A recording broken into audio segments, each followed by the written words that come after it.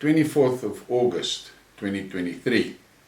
In this news flash I want to talk about South Africa's finances. And I got a link to an article that was published in the Daily Investor. And I'm sure there's many people that have been thinking about this, and there's also many that don't pay attention. But Dawie Roodt gave an interview. Now the heading of the article is South Africa running out of money. Renowned economist Dawie Roodt warned that South Africa is running out of money and facing a difficult time for the next 5 years. Speaking, Roodt said local governments are falling apart. State-owned enterprises, SOEs, are collapsing, and the state's deteriorating finances. Now those are things that we are all aware of. The problem that we're sitting with is that those people in charge of the government, for 30 years, they were only focused on how to plunder, and nothing was built. They were plundering wherever they could lay their hands on money. They were just taking, and it was millions and millions and millions. But the reality is, at some stage, that money is bound to dry up. You're going to hit the bottom of the pit, and this is what's happening. Now unfortunately, they have the ability to dig, and they dig by means of loans. Roodt continues, local governments are important to the economy as new businesses rely on these authorities to operate. However, basic services like water, electricity and roads have deteriorated. Most municipalities are mismanaged, corrupt and without any realistic chance of ever turning around. Another problem is that Eskom is dying, with the private sector increasingly relying on alternative energy production to survive. Eskom's debt burden of 420 billion rand is too much to handle, and it struggles to meet the electricity demand. Now, when it gets to this Eskom debt, there's something that we must not forget. You live in a city or in a town or what, and you pay your municipality for your electricity and you pay for your rates and taxes, and then that municipality steals that Eskom money.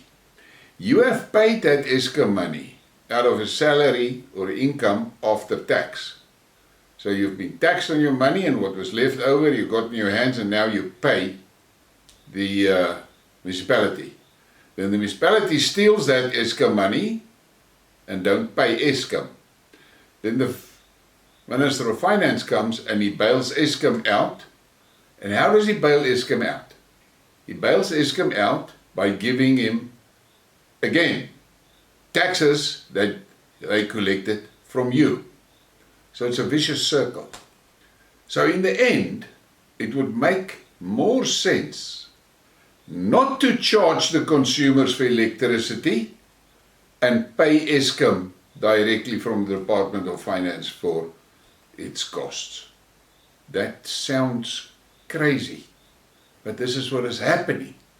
The government is paying Eskom in any case. But first the municipality get the option to steal what you paid Eskom. Think about that. The same goes for other SOEs like the South African Post Office and Transnet, which struggle to fulfill their mandate and support the economy. The third big challenge is the state's finances, which are rapidly deteriorating without any significant interventions to stem the decline. Roodt said South Africa's fiscal deficit would be much larger this year than what Finance Minister Enoch Godongwana budgeted for.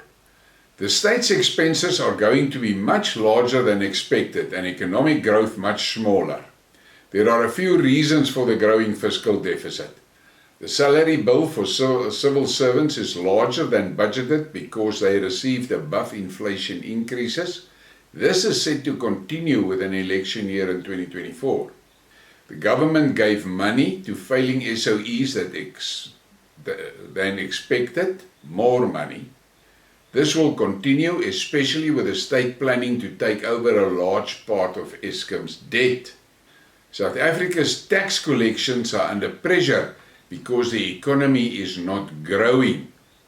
Income from mining is declining because of the downturn in the commodity cycle and problems with South Africa's rail and port services.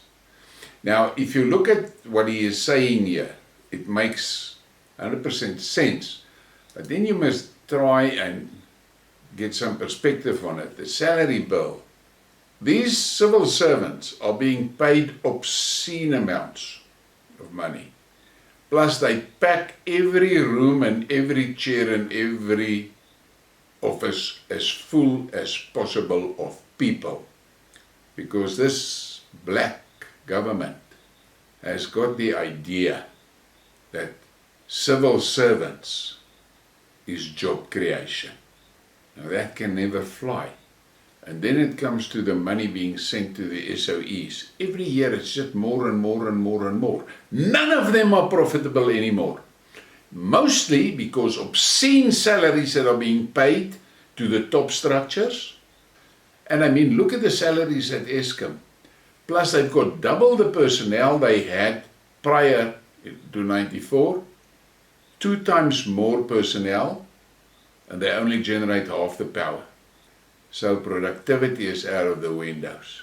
And that is the problem. There's always demands for more pay, more pay, more pay, but they don't ever offer more work, more work. And that's something that these racist keyboard warriors cannot understand. And their claims of superior logic and natural intelligence is hollow. And then he says the South African tax collections are under pressure, which is obvious. I mean, if you look at the number of businesses that is closed, and then the unemployment figure. South Africa's fiscal deficit for 2023 is set to be between 6% and 6.5% of the gross domestic product, much higher than the minister's expected 4%.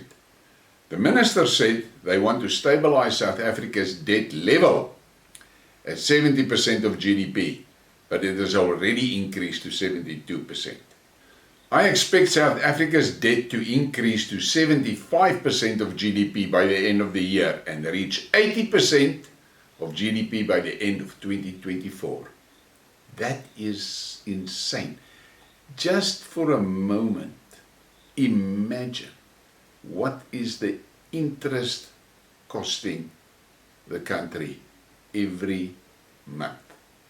The interest on that debt is enormous. He explained that many countries have lost an appetite for South Africa's sovereign bonds to finance this growing debt. The state therefore increasingly relies on local banks and asset managers to buy its debt. However, it comes at a premium as these institutions demand higher returns for the increased risk.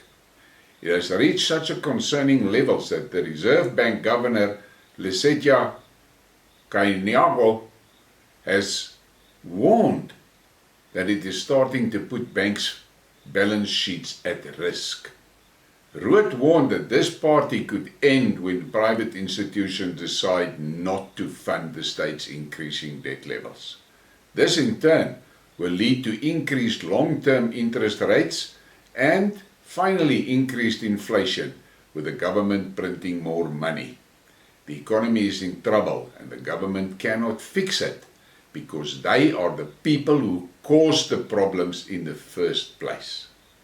Now this is a mouthful. Now you must get these EFF superior logic people to try and understand what the fuck is actually busy happening to the country. It's impossible. They do not have the ability to grasp it.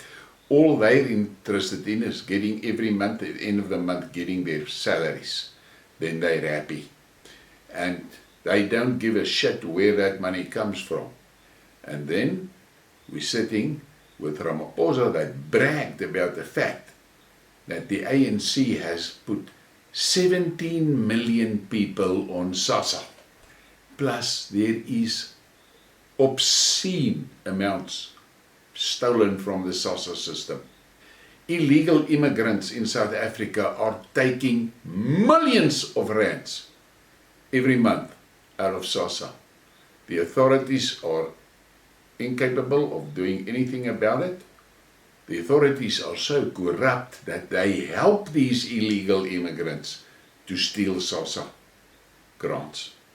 So this thing is going just one way, and that is down the chute.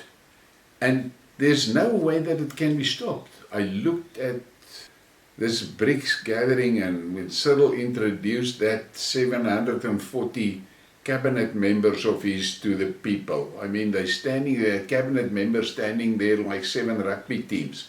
What the fuck is that? America is a massive country with a GDP maybe 10 or 20 or 30 or 40 times South Africa's, and a population of 6 times more than ours. They've got 24 ministers in their cabinet. What the fuck is this? 70 something that Cyril has got. And each one of that 70 something gets over R1 million a month salary. And then you don't count the perks and all of that. But they're spending money as if there's no end to it. And it's all of a sudden, one morning, that when they put in that card at the ATM, it's going to say insufficient funds. And what is going to happen? They can't pay the Sassa. And there's people that don't understand this. If the country runs into that bankrupt situation, and they want a bailout from the IMF, they must understand one thing. The IMF will give the bailout, but that bailout is going to come with a hell of a lot of rules. And you should do yourself a favor and go and Google what happened in Greece when the IMF bailed them out. That bailout came at a hell of a cost. Austerity. And there's guys listening here that don't understand the word austerity. That means saving. The first things they do is they cut the government salaries. The second thing they do is they cut the government pensions. The third thing they do, they cut the grants. And they do it with no emotion. Think about that. So you guys are sitting here on Twitter and on Facebook and everywhere and tweeting, kill the boer, kill the farmer, and you are promoting and screaming that the whites must be out of the businesses and all of that. The industrial base of South Africa is gone because of BEE. Now, where the fuck do you think the government must get money? If there's nothing going on in the economy on which they can tax, where must they get money? And Roodt made an interesting statement when he said that many countries are losing interest in buying from South Africa because of the fuck up with the rails and the harbours.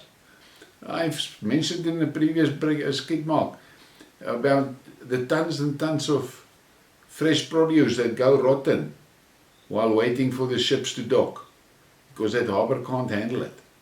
And then yesterday they made more of a big story. The Minister of Agriculture made a hell of a big story, and they have now managed to get an arrangement so that South African avocado pears can go to China, and South African beef can go to China.